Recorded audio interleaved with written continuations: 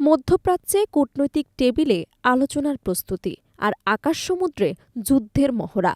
ওমানে বৈঠকের আগেই যুক্তরাষ্ট্র ও ইরান যেন শক্তির ভাষায় বার্তা দিচ্ছে একে অপরকে।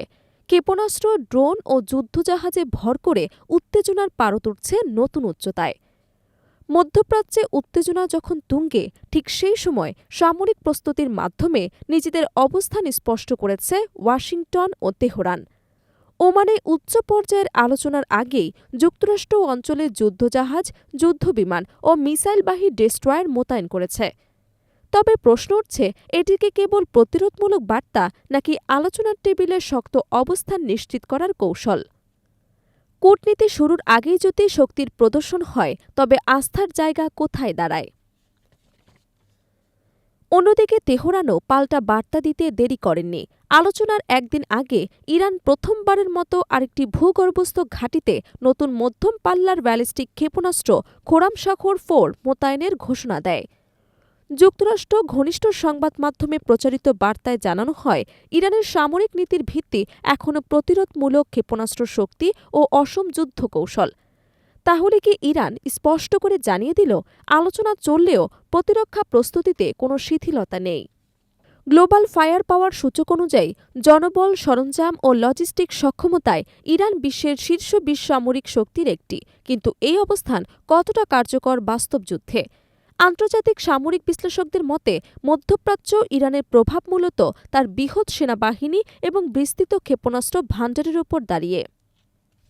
ইন্টারন্যাশনাল ইনস্টিটিউট ফর স্ট্র্যাটেজিক স্টাডিজের মিলিটারি ব্যালেন্স 2025-এর প্রতিবেদনে বলা হয়েছে, ইরানের সক্রিয় সামরিক সদস্য সংখ্যা প্রায় 6,10,000। এর মধ্যে নিয়মিত সেনাবাহিনীতে রয়েছে প্রায় 3,05,000 এবং ইসলামিক রেভলিউশনারি গার্ড কোর আইআরজিসিতে প্রায় 1,09,000 সদস্য।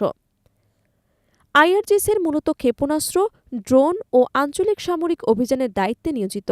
তাহলে কি ইরানের প্রকৃত সামরিক শক্তির কেন্দ্রবিন্দু এই বাহিনী? নিয়মিত সেনাবাহিনীর তুলনায় আইআরজিসির ভূমিকা কতটা কৌশলগত? বিশেষজ্ঞরা বলছেন, ইরানের আঞ্চলিক প্রভাব বিস্তারে আইআরজিসি গুরুত্বপূর্ণ হাতিয়ার হিসেবে কাজ করে। রিজার্ভ সদস্য মিলিয়ে প্রয়োজনে প্রায় 3,05,000 অতিরিক্ত জনবল ব্যবহারের সুযোগ রয়েছে তেহরানের হাতে। কিন্তু আধুনিক প্রযুক্তি ছাড়া বিপুল জনবল কতটা কার্যকর? ইরানের সামরিক শক্তির আসল ভরকেন্দ্র তাদের ক্ষেপণাস্ত্র ও ড্রোন কর্মসূচি। Center for strategic and international স্টাডিজের তথ্য অনুযায়ী মধ্যপ্রাচ্য ইরানের ক্ষেপণাস্ত্র ভান্ডার সবচেয়ে বড় ও বৈচিত্র্যময়। স্বল্প, মধ্যম ও দীর্ঘপাল্লার ব্যালিস্টিক ও ক্রুজ ক্ষেপণাস্ত্র মিলিয়ে কয়েকশো কিলোমিটার থেকে 2,500 কিলোমিটার পর্যন্ত আঘাত হানতে সক্ষম।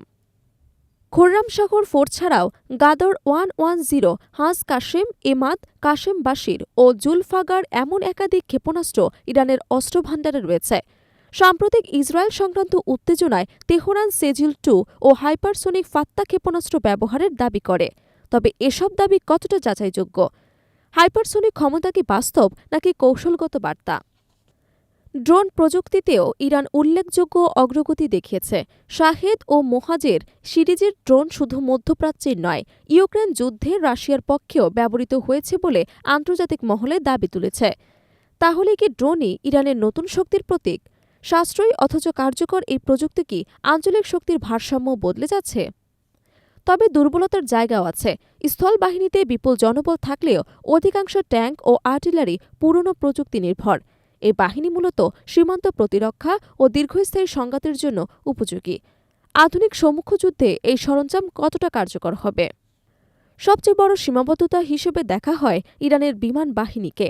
বর্তমানে দেশটির হাতে 2.5 শতাধিক যুদ্ধক্ষম বিমান রয়েছে, যার বেশিরভাগই 1979 সালের বিপ্লব পূর্ব আমলের। দীর্ঘদিনের আন্তর্জাতিক নিষেধাজ্ঞার কারণে আধুনিকায়ন ও রক্ষণাবেক্ষণ বড় চ্যালেঞ্জ। নৌবাহিনীতেও বড় রণতরীর বদলেছে ছোট, দ্রুতগামী আক্রমণ নৌযান, সাবমেরিন ও মাইন ব্যবহারে জোর দিচ্ছে তেহরান। পারস্য উপসাগরের সংকীর্ণ জলপথে এই অসম যুদ্ধ কৌশল কতটা কার্যকর হতে পারে? বড় শক্তির রণতরীর বিপরীতে কিন্তু ছোট্ট এবং দ্রুত আঘাত, এই কৌশল কি বাস্তবসম্মত প্রতিরোধ করতে পারবে? স্টকহোম ইন্টারন্যাশনাল পিস রিসার্চ ইনস্টিটিউটের তথ্য অনুযায়ী 2024 সালে ইরানের সামরিক ব্যয় ছিল প্রায় $7.9 বিলিয়ন। আঞ্চলিক প্রতিদ্বন্দ্বীদের তুলনায় যা কম। তবে আগামী বছরে প্রতিরক্ষা বাজেট বাড়ানোর পরিকল্পনা করছে তেহরান। প্রশ্ন হল, বাজেট বৃদ্ধি কি প্রযুক্তিগত ঘাটতি পূরণে যথেষ্ট হবে?